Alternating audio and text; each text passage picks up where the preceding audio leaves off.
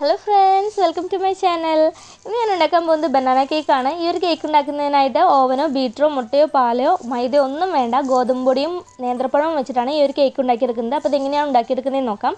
അതിനായിട്ട് 2 നേന്ത്രപ്പഴം, നല്ലതുപോലെ പഴുത്തിട്ടുള്ള നേന്ത്രപ്പഴം ചെറിയ കഷ്ണങ്ങളാക്കിയിട്ട് മിക്സിയുടെ ജാറിലോട്ട് ഇട്ട് കൊടുത്തിട്ടുണ്ട്. 1 കപ്പ് പഞ്ചസാര, 3 ഡ്രോപ്പ് വാനില എസൻസും കൂടി ഒഴിച്ചു കൊടുത്ത് നന്നായി അടിച്ചെടുക്കുക.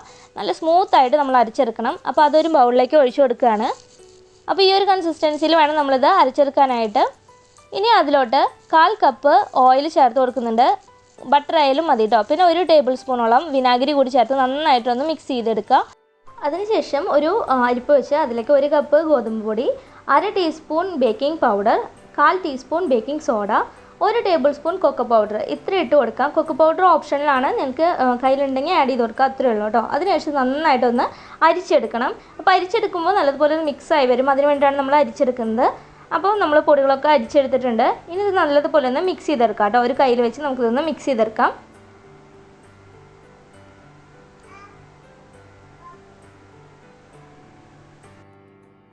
അപ്പോൾ ഈ ഒരു സമയത്ത് നമുക്കതിലേക്ക് കാഷ്നട്ടോ മുന്തിരിയോ ഏതെങ്കിലും നട്ട്സ് നമുക്ക് ചേർത്ത് കൊടുക്കണമെന്നുണ്ടെങ്കിൽ അത് ചേർത്ത് കൊടുക്കാം.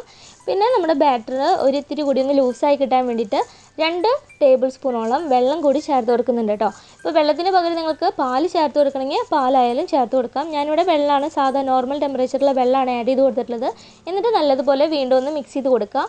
അങ്ങനെ നമ്മുടെ ബാറ്റർ ഇതായി ഒരു കൺസിസ്റ്റൻസി ആയിട്ടുണ്ട്. ബാറ്റർ റെഡിയായി. അതിനുശേഷം ഒരു ട്രേ എടുത്തിട്ട്, ട്രേയോ പാത്രമോ ഏത് പാത്രത്തിലാണ് നമ്മൾ കേക്ക് ഉണ്ടാക്കിയെടുക്കുന്നതെങ്കിൽ അതൊന്ന് ഗ്രീസ് ചെയ്തെടുക്കണം. ഞാനിവിടെ ബട്ടർ വെച്ചിട്ടാണ് ഗ്രീസ് ചെയ്തെടുത്തിട്ടുള്ളത്. ഓയിൽ വെച്ചിട്ട് ഗ്രീസ് ചെയ്താലും മതി കേട്ടോ. അതിനുശേഷം ബാറ്റർ മുഴുവൻ അതിലേക്ക് ഒഴിച്ചു കൊടുത്ത് ജസ്റ്റ് ആ ട്രേ ഒന്ന് ടാപ്പ് ചെയ്ത് കൊടുക്കുക. എയർ ബബിൾസ് ഒന്നും ഇല്ലാതിരിക്കാൻ വേണ്ടിയിട്ടാണ് അങ്ങനെ ചെയ്യുന്നത് കേട്ടോ. അതിനുശേഷം പ്രീ ഹീറ്റ് ചെയ്ത് വെച്ചിട്ടുള്ള ഒരു കടായിൽ നമുക്കത് വെച്ച് കൊടുക്കാം. നമ്മൾ ബാറ്റർ ഒഴിച്ച് വെച്ചിട്ടുള്ള ട്രേ വെച്ച് കൊടുക്കാം. അപ്പോൾ കടായിൽ അല്ലെങ്കിൽ കുക്കറിലായാലും നമുക്ക് ഉണ്ടാക്കിയെടുക്കാവുന്നതേ ഉള്ളൂ. ഇപ്പോൾ നമ്മൾ കടായി മൂടി വെച്ചിട്ട് ഒരു 45 മിനിറ്റ് കഴിഞ്ഞു. ഇനി അത് ഓപ്പൺ ചെയ്ത് ഒരു സ്റ്റിക്ക് വെച്ച് കുത്തി നോക്കാം. മാവൊന്നും പറ്റി പിടിച്ചിട്ടില്ല എന്നുണ്ടെങ്കിൽ നമ്മുടെ കേക്ക് റെഡിയായി. അപ്പോൾ നമ്മുടെ കേക്ക് ഇവിടെ റെഡി ആയിട്ടുണ്ട് കേട്ടോ. ഇനി ഇത് നമുക്കൊരു പ്ലേറ്റിലോട്ട് മാറ്റാം. അപ്പോൾ ഇത് നമ്മൾ ഗ്രീസ് ചെയ്തിട്ടുള്ള ട്രേ ആയതുകൊണ്ട് തന്നെ എളുപ്പത്തിന് നമുക്കത് വിട്ട് കിട്ടി. നല്ല സോഫ്റ്റാണ്. പിന്നെ നിങ്ങൾ പ്രത്യേകം ശ്രദ്ധിക്കണം, നന്നായി ചൂടാറിയതിന് ശേഷം മാത്രം വേണം നമ്മൾ കേക്ക് കട്ട് ചെയ്യാനായിട്ടും കഴിക്കാനായിട്ടും. ഇല്ലാന്നുണ്ടെങ്കിൽ അത് പൊടിഞ്ഞു പോണ പോലെ തോന്നും കേട്ടോ. അതുപോലെ ടേസ്റ്റ് ആയാലും ആ വാനില എസൻസിൻ്റെ ഒക്കെ ഭയങ്കര കുത്തു പോലെ തോന്നും. പക്ഷേ നമ്മൾ നന്നായിട്ട് ചൂടാറിയതിന് ശേഷം കഴിക്കണമെങ്കിൽ നല്ല ടേസ്റ്റാണ്.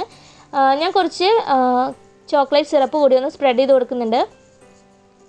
അപ്പോൾ നമ്മുടെ അടിപൊളി ബനാന പുഡിംഗ് കേക്ക് ഇവിടെ റെഡി ആയിട്ടുണ്ട്. അപ്പോൾ നിങ്ങളെല്ലാവരും ട്രൈ ചെയ്ത് നോക്കുക. പിന്നെ മധുരം ഒരിത്തിരി കുറവായിരുന്നു. നിങ്ങൾക്ക് മധുരം കുറച്ച് കൂടുതൽ വേണമെന്നുണ്ടെങ്കിൽ ഒരു 3/4 കപ്പ് പഞ്ചസാര ആഡ് ചെയ്തോളൂ കേട്ടോ.